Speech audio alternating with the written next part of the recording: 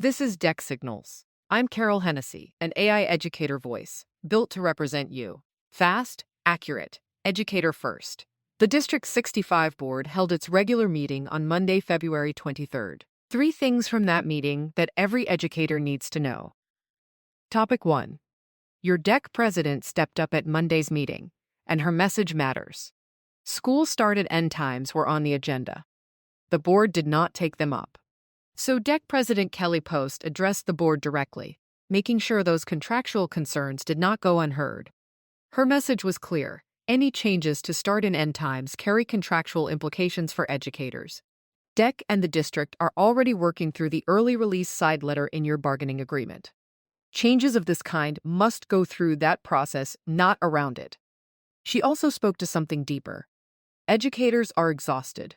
They are in pain. Her ask to every board member: visit your buildings, meet with your DEC building rep, hear what educators are carrying right now, their concerns and their hopes. DEC will be providing board members with building rep contact information to make that happen. Topic 2. The board voted unanimously, 7-0, to suspend and dismiss an administrator. This vote happened in open session, following a closed session discussion. The board did not publicly name the administrator, and Board President Pat Anderson declined to comment further after the vote. What educators need to know: the district placed the individual on administrative leave in October 2025, when it first learned of an outside investigation. A second district employee was placed on leave in January 2026. The district has stated clearly that the allegations do not involve any District 65 students.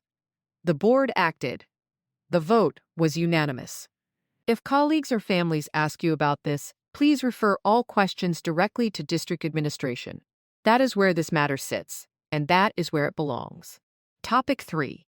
2 more items from Monday that educators need on their radar. First, the special education audit. The board took up the audit that was first presented in January. The findings are clear. District 65's special education program is legally compliant and inclusion-focused. But rising costs, uneven systems, and stagnant student outcomes require a change. A 3-year improvement plan begins this year. DEC will keep you informed as that plan moves forward.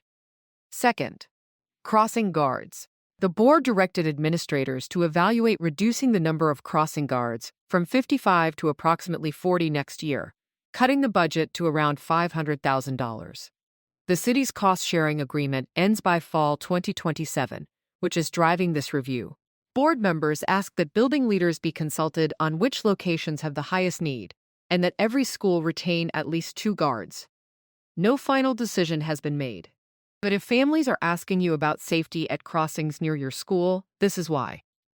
Topic 4. DEC Rep Board meets March 3rd, and your building needs to be ready. Rep Board is where your elected DEC building representative gathers, with reps from across the district, receives updates, and brings information back to you. It is one of the most direct lines between DEC leadership and every educator in District 65. Your building rep should already be scheduling, or have scheduled, a DEC rep meeting at your school. If you have not heard anything, reach out to your building rep and ask. If you do not know who your building rep is, contact DEC. We will get you connected. That is your February 23rd board recap. 4 topics. What you need. Nothing you don't. 1 date to remember: DEC Rep Board, March 3rd. I'm Carol Hennessy. This is DEC Signals, the board briefing built for educators, by educators. Stay informed. That is how we stay strong.